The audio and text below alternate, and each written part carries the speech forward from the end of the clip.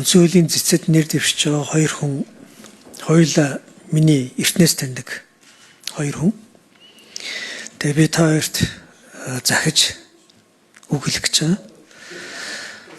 Сүхбаатар гишүүн анх залуухан гишүүд байхдаа бидэд улсын хурал дээр авилгын албан бус бүлэг байгуулад энэ нийтийн албанд ашиг сонирхлын зөрчлийг яаж хязгаарлах вэ гэдэг дээр санаа оноогоо хуваалцаж бид шийдлээ улсын хурлаар баталж гаргуулж исэн тийм туршлагатай.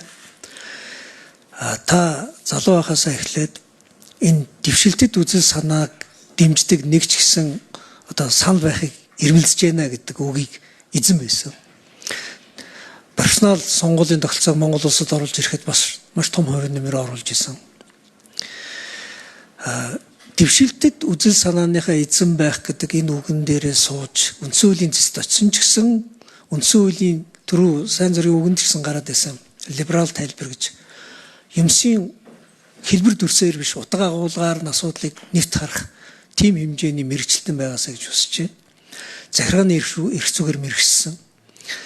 Иргэний үндсэн эрхийн маргаан үндсэн хуулийн цэцэд очих юм бол хамгийн түрүүнд ер нь бол захиргаа нийтийн эрх зүйн асуудлууд хөндөгддөг. Тэр мэрэгчлэнийхээ зүгээс том хараарай. Мэрэгчлэнийхээ хувьд бас улс төрчийнхээ хувьд зоригтой байгаарай.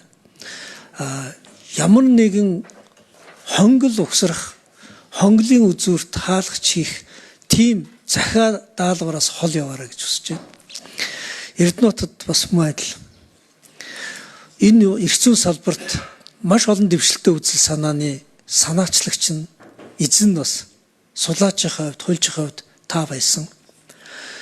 Бас эрүүл саруул оюун ухааны тухай байнга магтан дуулж эрүүл логик сэтгэлгээний алдаагүй дүгнэлт гарах тэр тархины төлөө ажилладаг.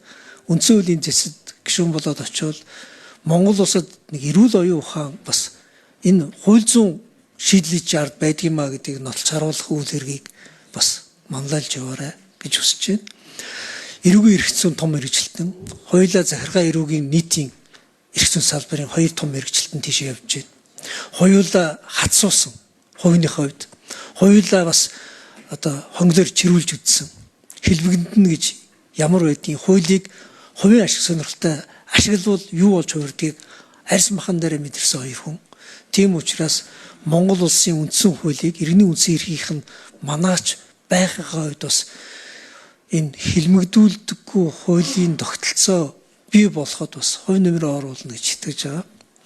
Гуравт нь дахиад хоёуланд нь бас хандаж хэлж байна. Үндсэн хуулийн цэцгийн шийдвэрүүд үндсэн хуулийг өөрийг нь хөгжүүлдэг байх ёстой. Монгол улсад үндсэн хуулийн цэцээр хоёр сонголт байгаа. Улс төрийн шүүх байх уу, үндсэн хуулийн шүүх байх уу гэдэг. Үндсэн хуулийн шүүх байх чиглэл рүү мэрэгчлэнийхээ хувьд хатуу зогсоорой гэж би хүсэж байна. Үндсэн хуулийн шүүх байхын тулд үндсэн хуулийн цэцээр 3 эрх мэдэл хатуу хэрэгжих ёстой. Иргэний үндсэн эрхийн хяналт, эрх мэдэл хуваарлтын маргаан, норматив хяналт 3. Энэ 3 бодитойгоор хэрэгжсэн цагт тэнд үндсэн хуулийн шүүх ажиллаж эхэлнэ. Тэгээд 1992 оны үндсэн хуулийг баталж авах үеийн хувьцаад очир утгааны яг илтгэл дотор үг байлаа. Үндсэн хуулийн шүүхийг үндсэн хуулийн цэц гэдэг нэртэйгээр шүүхээс тусгаалan байгуулж байгаа зөв байна гэдэг энэ одоо үг байна лээ. 92 оны энэ сонголтыг баталгаажуулаарай гэж